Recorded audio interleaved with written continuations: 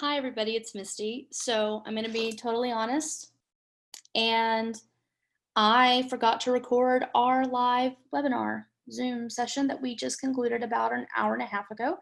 And so, or just did it started about an hour and a half ago, it concluded about 30 minutes ago. I'm going to be recording a repeat of the session. I am going to be answering the same questions that I answered because I have the chat transcript pulled up. So I will make sure to cover the same material and to answer the same questions that I answered before.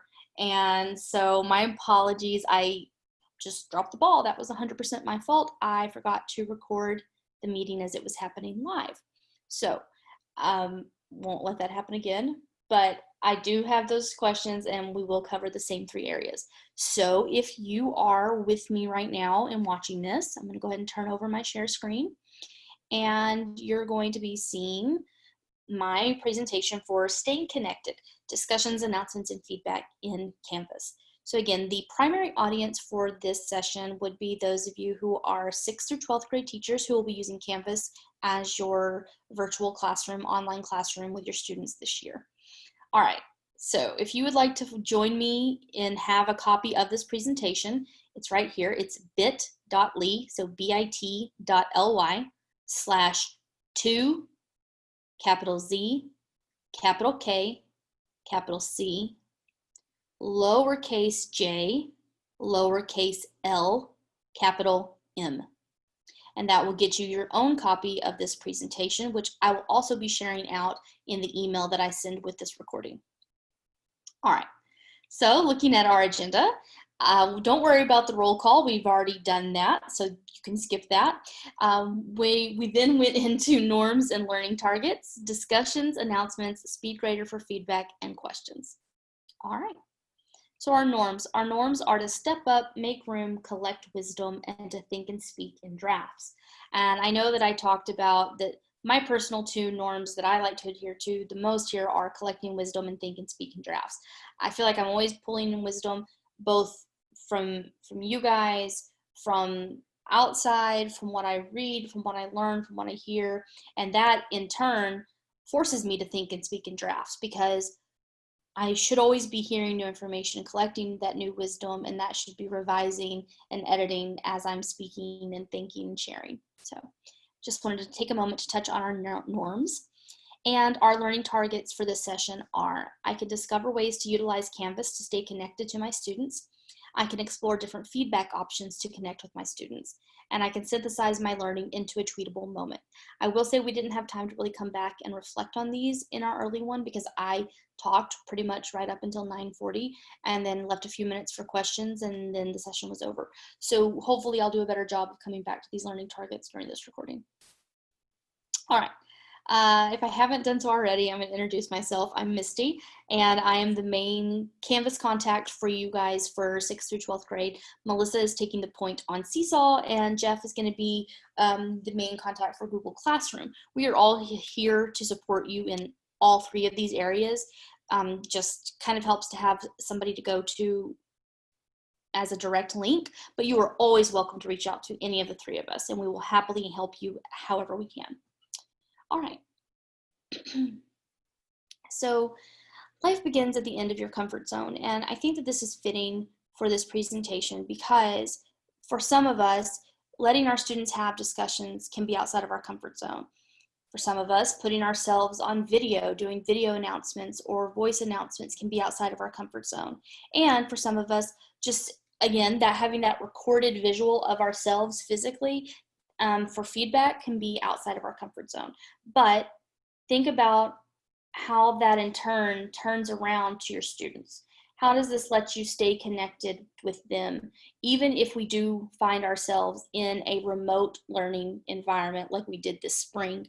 How could you utilize these things outside of your comfort zone to stay connected with your students no matter the situation?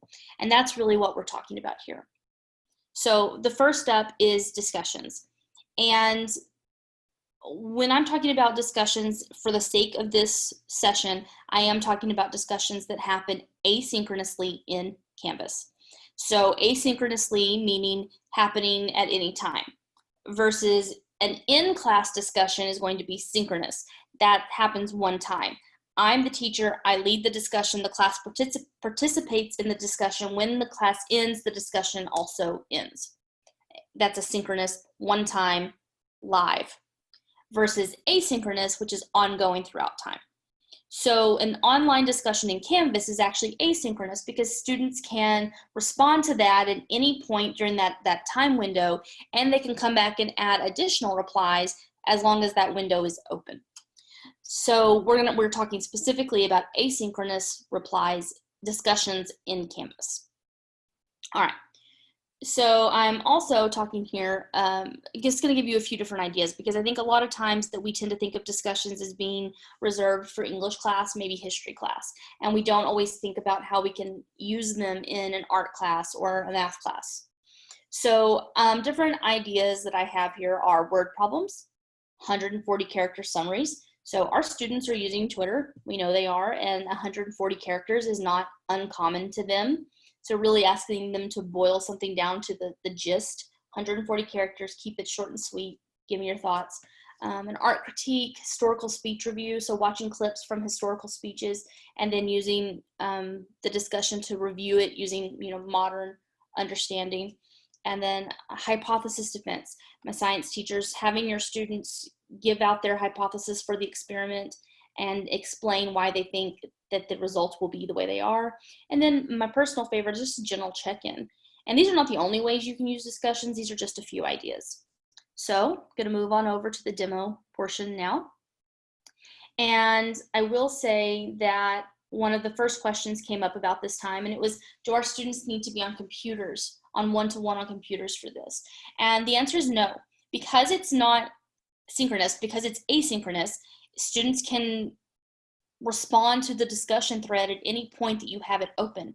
So long as you have that discussion open for an entire day, an entire week, an entire month or semester, students can come in at any point during that time frame to discuss.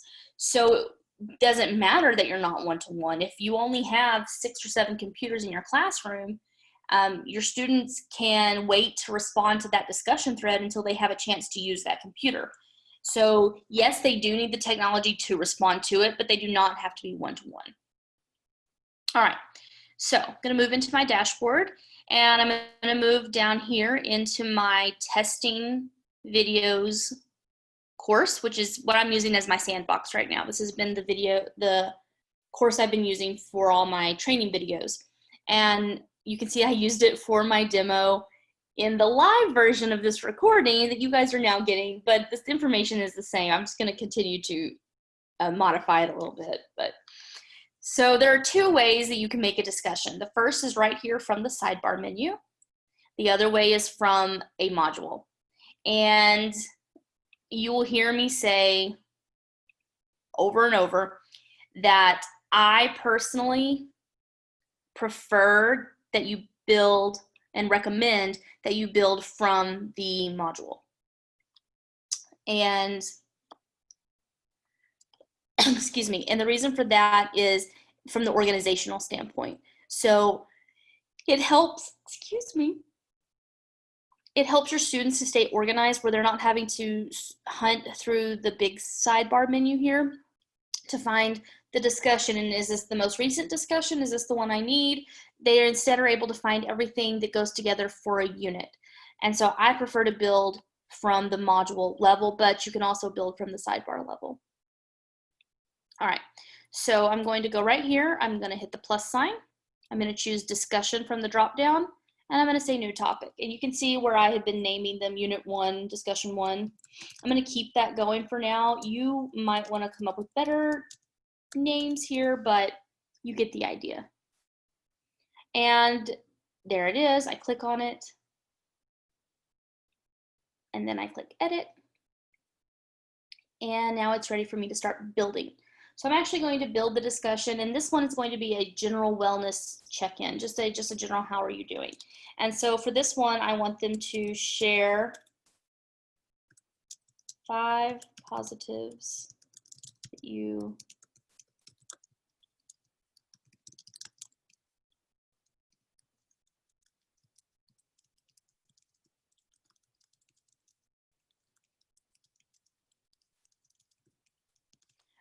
So I said, share 5 positives that you experienced during the COVID-19 shutdown. These can be personal or related to school. And that's it. That's the prompt. That's what I want them to do. This is not going to be graded. I'm not going to select that. I am going to allow liking, and I am going to allow threaded replies. And it's available from now until a week from now. So they have a week to come in. Oh, I'm sorry. They have a week to come in and participate in this discussion thread. And then I'm going to save and publish it. Here's where I had a question that asked if you can explain the threaded replies. What is the difference in how it appears once the conversation starts? So I will show you that. But basically, a threaded reply makes it so that they can reply either to the original post or to anyone else who has posted before them. So one of the things that I think is important to do as a teacher, especially my 6th, 7th, 8th, and 9th grade teachers, is to really model what you're looking for in a reply.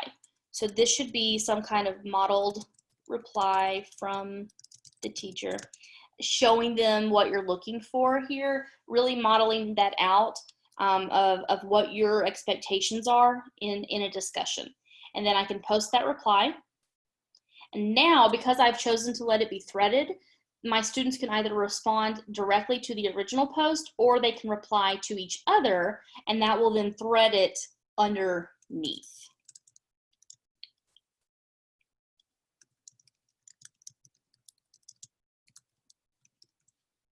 And I like threaded replies just because of the way that looks. So now I can tell that I'm here replying to this person versus my reply being to the initial post. Okay, so I'm going to come back out to my home page. And now I'm going to show you what a graded discussion looks like. And I'm also going to show you how you can add a few more restrictions to a discussion post. So I'm going to hit this no, don't do that. I'm going to hit this plus button, the gray plus button. And this time from discussion, I'm going to pick one that I've already created. And this is that Unit 1 discussion 2. So I'm sorry. So actually that item is already here. So Unit 1 discussion 2. I'm going to go right here and I'm going to click on it. And then I'm going to make some edits to it. So in this one, I actually asked my students to solve a math problem. And so what I would have done is I would have had the math problem 1, math problem 2, and math problem 3, and then their instructions right here were to pick one of the 3 problems. And you know, this is probably something I'd be like, I would bold that, might even make it a little bit bigger, okay, because I really want them to, and then fully explain how to solve. Because the point here is not for them to say the answer is 7. The point here is for them to explain how they got 7.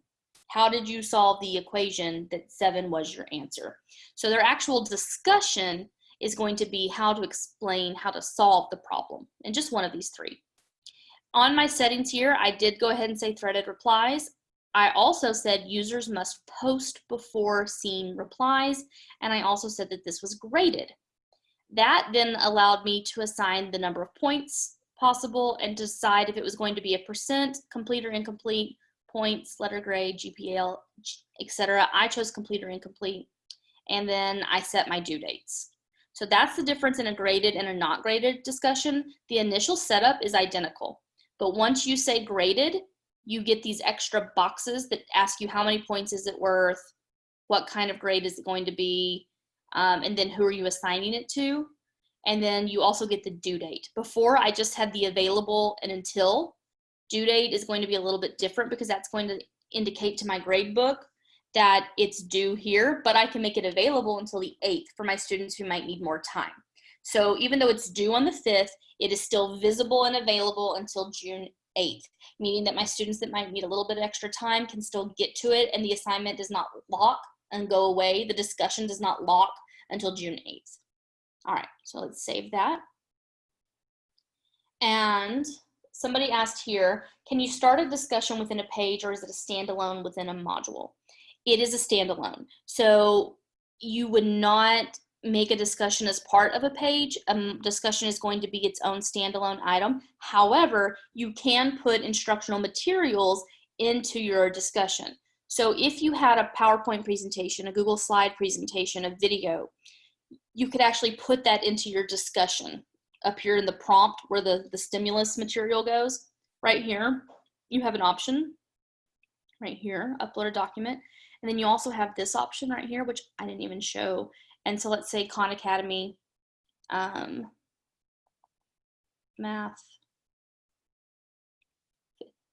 Let's go back. Let's say 7th grade. Geometry, area and circumference of circles. And I want this one. I'm going to embed that video.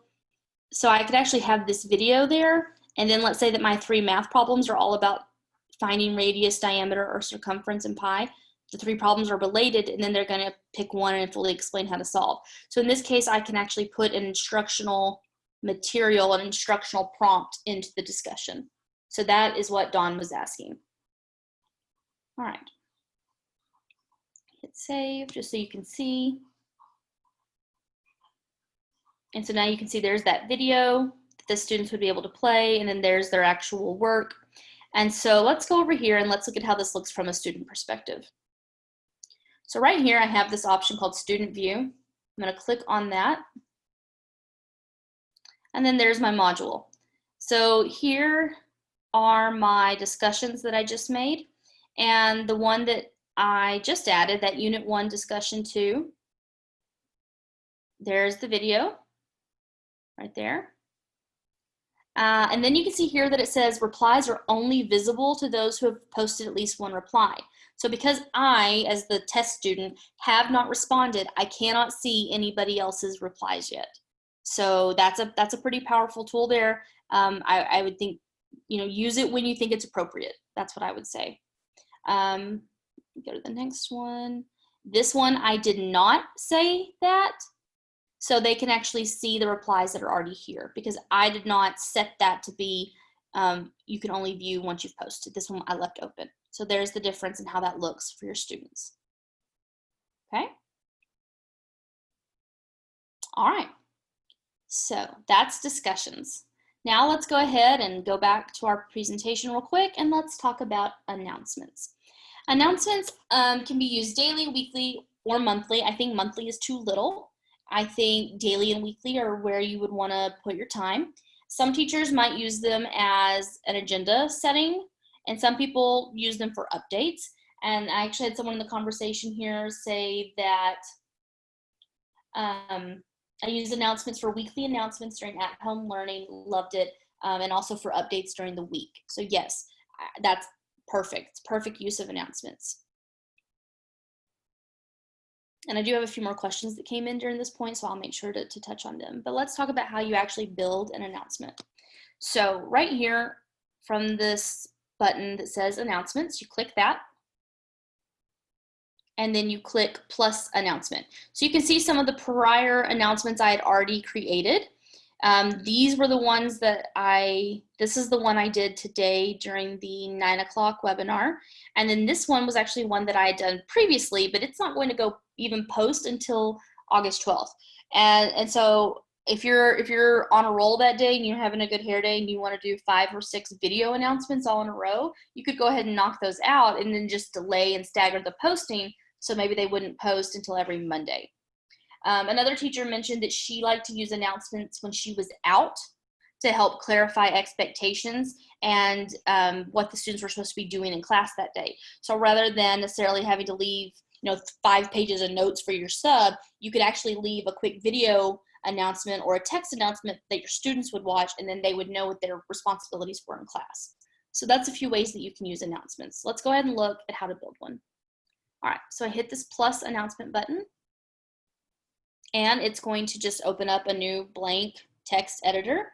Again, you'll notice that the text editor looks the same, whether I was building a discussion or an announcement or a page or an assignment, which you haven't seen yet, but it's always looks pretty similar to this.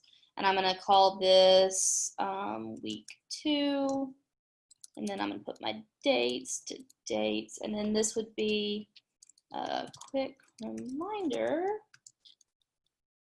something, something, something, something, something, lots of important information. And then maybe this is their Monday, do your, I don't know, okay? But let's just say that's what that is. And then down here, I can actually pop in a video of myself. So right here, I clicked on this little icon. It's a record, it's a music note and a play button. And then I have an option that says record or upload media. If I click that, I can search my computer for files, or I can actually hit record, and it's going to actually open up a webcam where I can now record myself speaking to my students. So if I wanted to do just a quick weekly announcement, a quick weekly video announcement to talk about what we're learning this week, to clarify instructions, this is how I could do that, where they could actually see me giving those instructions. If I'm not comfortable being on camera, I can turn the camera off. I actually can change that to no video, and now it's going to be an audio only recording. I think this is very powerful for my foreign language teachers. Being able to give your students announcements in the same language they're practicing, and gradually increasing the length and duration of those announcements as they continue to learn more of the language. I mean, can you imagine being in French class and actually getting all of your announcements from your teacher in French? I mean, it's just that reinforcement of the language. Okay. And then I can pick if I want people to be allowed to comment. So if they have questions, I usually like to have that on, because that way if I put these announcements out and then they have a question, they can actually come back and ask me a question, and then I can come back and respond. You could also, this is where you can delay posting. So if you didn't want this announcement to go live, like let's say you recorded on Friday, but you're going to be out on Monday, you could actually record it on Friday while you're still at work, and then not have it go live until Monday, so your students wouldn't see it until Monday morning when classes started. But as soon as you save it, if you don't delay posting, it is live and viewable by your students. Okay. Your students, somebody asked here about how do your students get the announcements. So students should get those announcements. They should get that through their email, in addition to actually being at the course level. However, students control their notifications. So do you. You, as an individual user, control your notifications. So if you have turned your announcements off, you won't get that email. And that is found under your account and then under notifications. So just something you might want to have your kids check at the beginning of the years to make sure that some of the things are on that you want them to have on. Looking through the discussion here. Is there a setting to get a notification when they reply to my notification? So that I am not sure to what extent the notifications, how granular they are over there. I would just say to check in those specific course notifications. The other thing I know you can do is you can come to announcements, and any that you see a number on, so you can see here this blue 1 and 1, that means there's one reply there that I have not seen, that I as the teacher have not seen. So that indicates to me that I need to go click on this and go read the question that was left there by a student. All right. And then somebody just asked, what does it look like on the student side? So again, anytime you aren't sure what something looks like on the student side, go back to student view and you can see. So here's what that looks like from the student side. You'll see that announcements is an option for them, but they can also see these announcements right here. Okay, so there's the one I just made. But they could also click on this announcements button and they would be able to see it here as well. Okay. So, excuse me.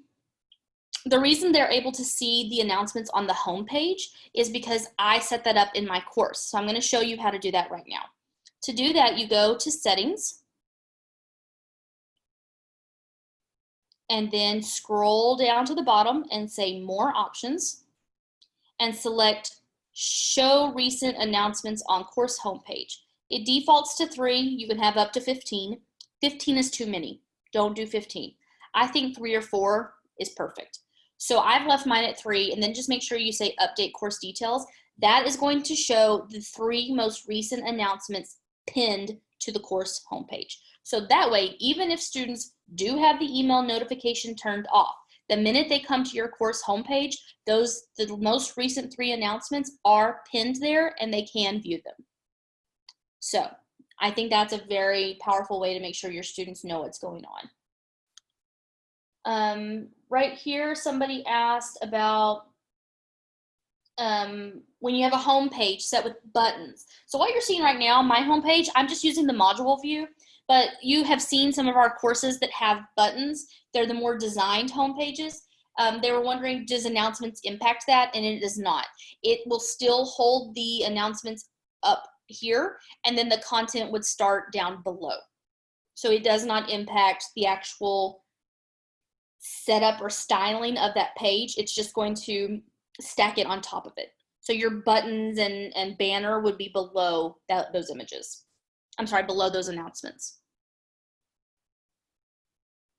Okay.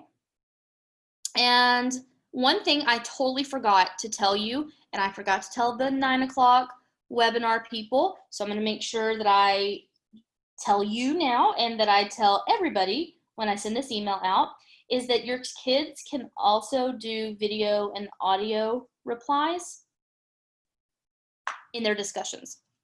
I am so sorry. So let me go back to this Unit 3 discussion right here. And when they click reply, they have that same toolbar where they can say upload or record media. So your students can actually record themselves here too. Wow, I think is so cool. I think that is just so cool. I think about your students who never talk in class, but have a lot to say and know how to do this. This can be an avenue for them to share out what they've learned without having to speak in front of all of their peers necessarily, but let their peers still hear their voice. Again, my foreign language teachers, my band teachers, this is a chance where your students can record themselves playing. They can record themselves singing. They can record themselves performing a scene, and then they could get feedback from their peers because it's actually posted to a discussion thread. So they have that same feature, and I am so sorry I did not even think to show that during our live webinar. So I'm glad I'm showing it now. So just so you know what that looks like, upload and record media, record, and it can take a while to process it, so just so you know. So I'm gonna start recording. I'm recording my recording while I'm recording. This is my recording. Finish, I'm happy with it.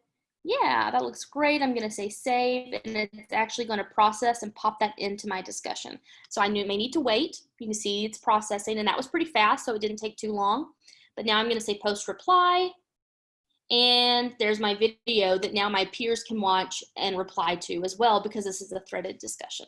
So I apologize for not showing everyone that during the live webinar. All right, the very last thing that I'm going to show you is the feedback in SpeedGrader. And right now, the assignments I have in here have already been graded, but I can still show you everything that you have available to you. I do want to clarify, SpeedGrader is something you all have access to. It is not something you need to turn on.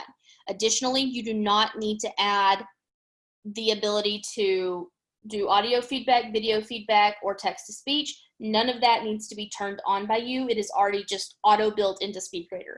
The only thing that you're going to see a little bit different is that I'm using a rubric, and you do have to build a rubric if you choose to use it. All right, so I'm going to go to SpeedGrader. And again, SpeedGrader is something you have access to the minute you start building assignments and kids start submitting their work. So this student didn't have a submission, but this student does. And you can see here that I used a rubric and they wrote their summary. They were supposed to write a summary of Tuck Everlasting up through chapter 12 using all the elements of a good summary. That student, I gave them some partial credit and everything. And then down here's my actual feedback. So I was able to type feedback. I was able to give audio feedback. Hello, test student. I really like how you started off your summary, but then you spent a little too much time at the beginning of the book and you didn't quite make it up through chapter 12. Okay, and then I also have the ability to do a text to speech, which is what these two examples are. I'm gonna delete these previous ones. But I hit this button. So, okay, let me back up. This button lets me add attachments. So if I had a copy of the notes and the student needed some reinforcement, I could actually attach a file here. This is the one that lets me do an audio or video feedback, which again, just think about how powerful that is, especially in times of remote learning, but not even have to be, but for your students to get personalized feedback from you where they can see your eyes, they can hear your voice, they can hear your tone, they can see you caring about them and not just reading words. I just think that's really powerful. That's just something that personally I think I would have loved to have had. And again, if I'm not comfortable being on camera, I can turn the camera off and I can do an audio only recording. And I can still give my students spoken feedback where they can still hear the tone of my voice. The other thing I can do is I can use this right here. I hit record. This is now recording my speech into text. So I can say, test student, you did a great job. I really liked how you started off. I wish you had kept that detail level up through the end of the book. And then I can check it and be like, ooh, you know, this is not all what I wanted. So I can edit it. I can say, this was supposed to say test, you did a great job, and then submit. Okay, and now my student has gotten typed feedback, audio feedback, and then additional spoken feedback, but to them it looks like typed feedback. So that is how you can stay connected with your students using discussions, assignments, and feedback in Canvas. We did have a few more questions that came up. Some were not specifically related to what we covered in this session, but I'm going to go ahead and answer them here just so that we are all on the same page. So somebody had asked about parents. How do parents access what their child is working on in Canvas? We do have a parent observer role available in Canvas, and that is where the student has a code and they provide it to their parent, and then their parent and they become linked to their student. They can then view certain things that are available to them to view as the parent. So that is something, that information will be sent out to everybody 6th through 12th grade at the beginning of the year to make sure that you all have that information to share with your parents.